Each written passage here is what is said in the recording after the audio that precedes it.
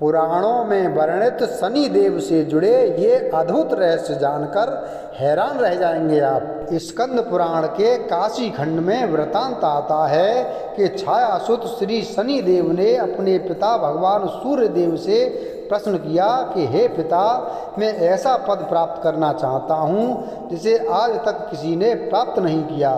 हे पिता, आपके मंडल से मेरा मंडल 7 गुना बड़ा हो, मुझे आपसे अधिक 7 गुना शक्ति प्राप्त हो, मेरे वेग का कोई सामना नहीं कर पाए, चाहे वह देव, असुर, दानव या सिद्ध साधक ही क्यों न हो। आपके लोक से मेरा लोक 7 गुना ऊंचा रहे।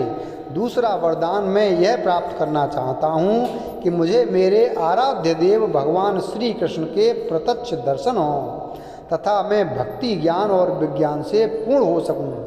शनिदेव की यह बात सुनकर भगवान सूर्य प्रसन्न तथा गदगद हुए और कहा, बेटा, मैं भी यही चाहता हूँ कि तू मेरे से 7 गुना अधिक शक्ति वाला हो। मैं भी तेरे प्रभाव को सहन नहीं कर सकूं। इसके लिए तुझे तप करना होगा। तप करने के लिए तू काशी चला जा।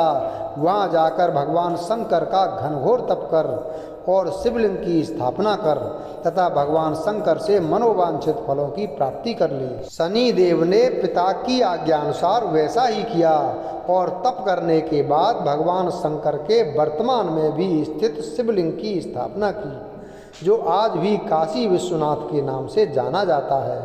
और कर्म के कारक शनि ने अपने मनोवांछित फलों की प्राप्ति भगवान शंकर से की और ग्रहों में सर्वोपरि पद प्राप्त किया। शनि ग्रह के प्रति अनेक आख्यान पुराणों में प्राप्त होते हैं। शनि को सूर्यपुत्र माना जाता है, लेकिन साथ ही पितृ शत्रु भी। शनि ग्रह के संबंध में अनेक भ्रांतियां हैं और इसलिए उन्हें मारक, अशुभ और दुख कारक माना जाता है।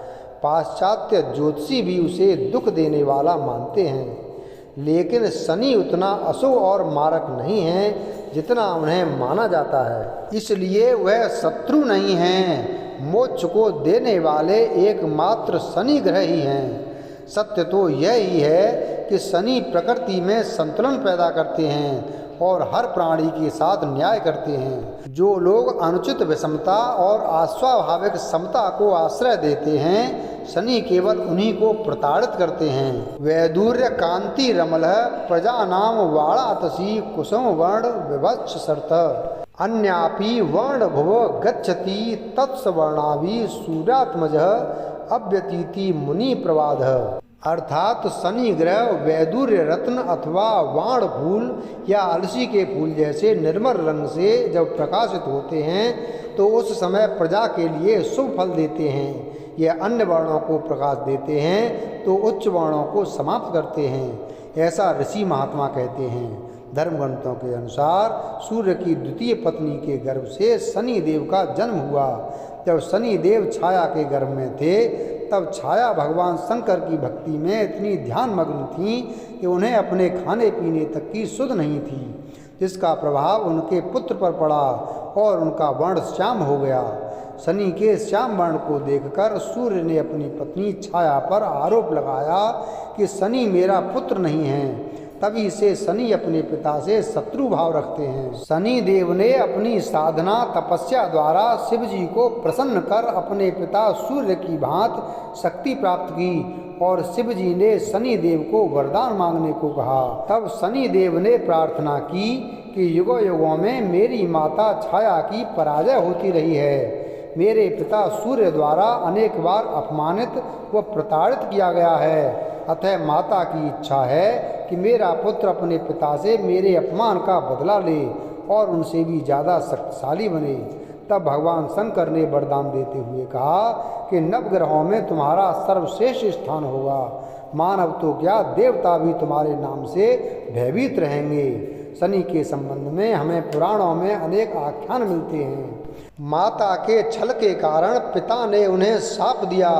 पिता अर्थात सूर्यदेव ने कहा, आप क्रूरतापूर्ण दृष्टि देखने वाले मंदगामी ग्रह हो जाएं। यह भी आख्यान मिलता है कि शनि के प्रकोप से ही अपने राज्य को घोर दुर्भिक्ष से बचाने के लिए राजा दशरथ उनसे मुकाबला करने पहुँचे तो उनका पुरुषार्थ देखकर शनिदेव ने उनसे वरदान मांगने के लिए कहा।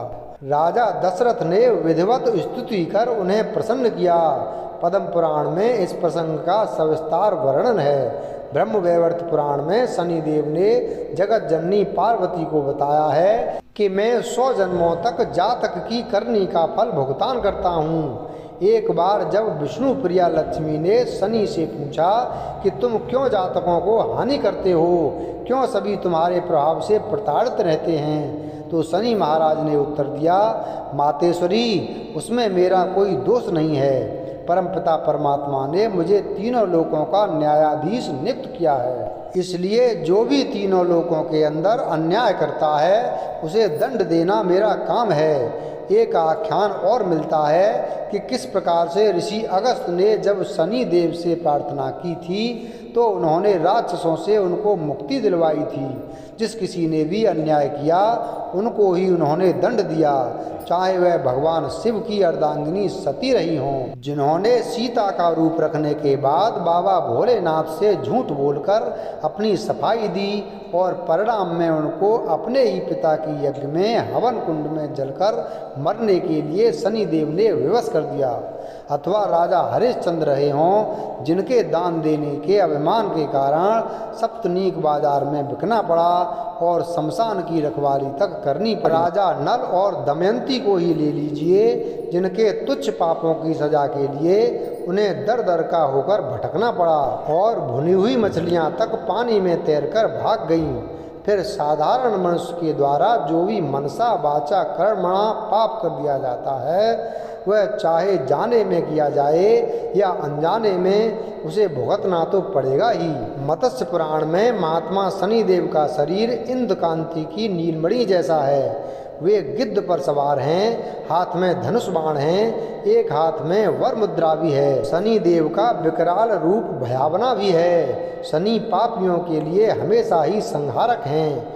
पश्चिम के साहित्य में भी अनेक आख्यान मिलते हैं। शनि देव के अनेक मंदिर हैं। भारत में भी शनि देव के अनेक मंदिर हैं, जैसे सिंगड़ापुर, वृंदावन के कोकिलावन, ग्वालियर के शनिश्चराजी, दिल्ली तथा अनेक शहरों में महाराज शनि के मंदिर हैं। श्री हनुमान जी की पूजा करने से शनि देव के दंड से बचा जा सकता है।